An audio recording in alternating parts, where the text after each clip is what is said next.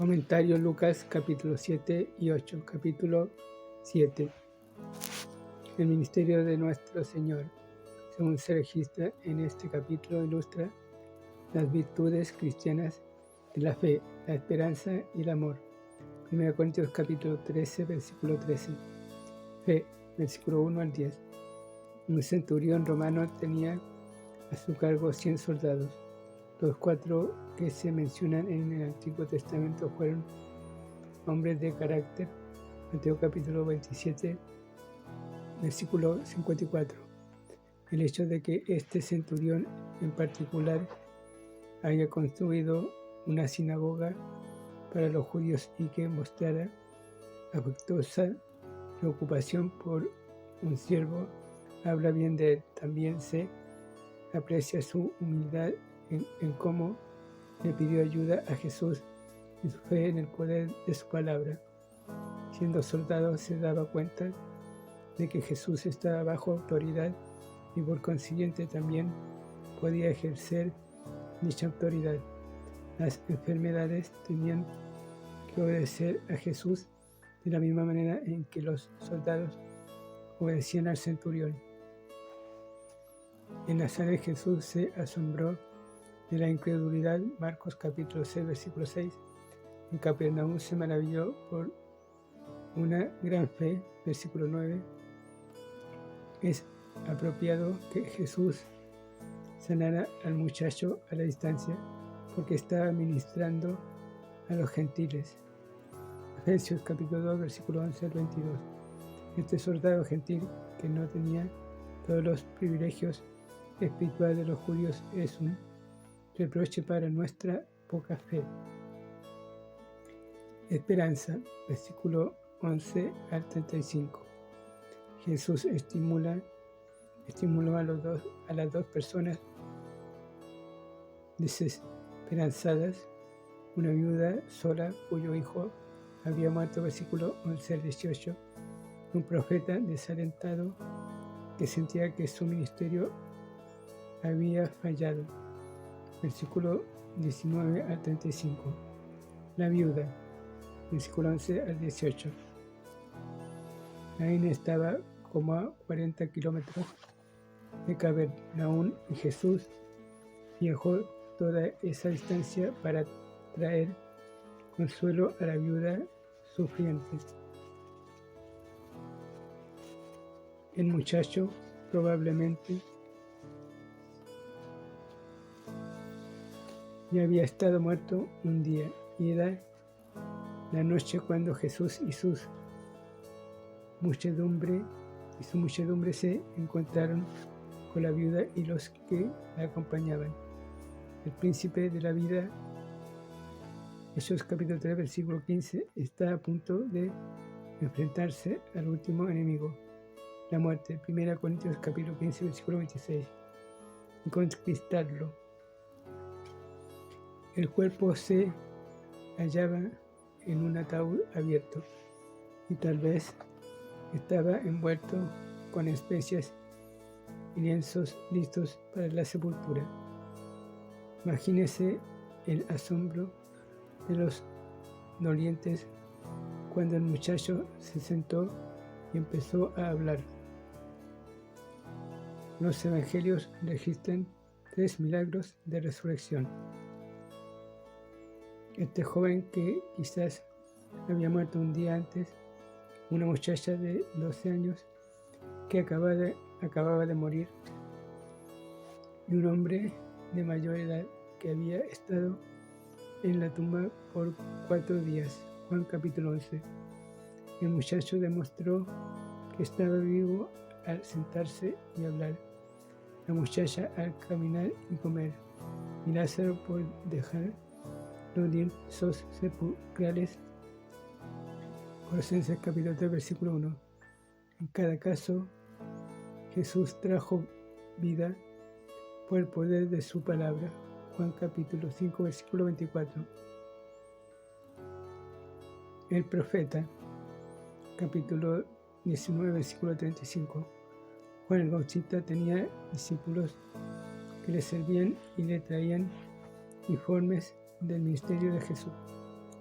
Juan había anunciado que el ministerio del Mesías sería de juicio. Capítulo 3, versículos 7 al 9, versículo 16, versículo 17. Pero todos los informes que escuchaba eran de un ministerio de misericordia. Juan debía haber recordado Isaías capítulo 29, versículos 18 y 19, y Malaquías capítulo 35, versículos 5 y 6, y agradecido a Dios que el Mesías estaba cumpliendo sus propósitos. Pero Juan andaba por vista y no por fe. Juan era un hombre acostumbrado a vivir al aire libre y al estar confinado en la cárcel por un rey perverso, se desalentó con facilidad. Nosotros nos desalentamos hoy en mejores circunstancias. Jesús alabó a Juan, aunque sus mensajeros no estaban allí para oírle e informar de las palabras de Jesús. Juan no era una caña vacilante ni una celebridad popular. Era el más grande de los profetas. Isaías 40, versículo 1 al 3. Sin embargo, el creyente más humilde hoy tiene una posición mucho más alta en Cristo que la que Juan tuvo como profeta, porque Juan pertenecía a la antigua dispensación de la ley. Los creyentes de hoy están sentados con Cristo en lugares celestiales. Efesios capítulo 2, versículo 1 al 10. Un privilegio que nunca se le dio a Juan. Juan pensó que su ministerio había fracasado, pero Jesús destacó que fueron los líderes judíos, versículo 29 al 30, y la gente, versículo 31 al 35, los que habían fallado. Los líderes rechazaron la palabra de Dios que vino por medio de Juan. Capítulo 20, versículo 1 al 8. Y la gente estaba en forma infantil en lugar de ser como niños. Nada les agradaba, ni la autoridad de Juan, ni la sociabilidad de Jesús. Cuando la gente es verdaderamente sabia, justifica, prueba que es correcto esa sabiduría demostrándola en su vida. Versículos 29 al 30. Amor. Versículos 36 a 50. No sabemos por qué Simón el fariseo invitó a Jesús a cenar con él. Tal vez quería conocerlo mejor, o tal vez esperaba obtener nueva evidencia con la cual acusarlo. Es cierto que Simón se abochornó de que una prostituta entrara en su casa para ungir a Jesús.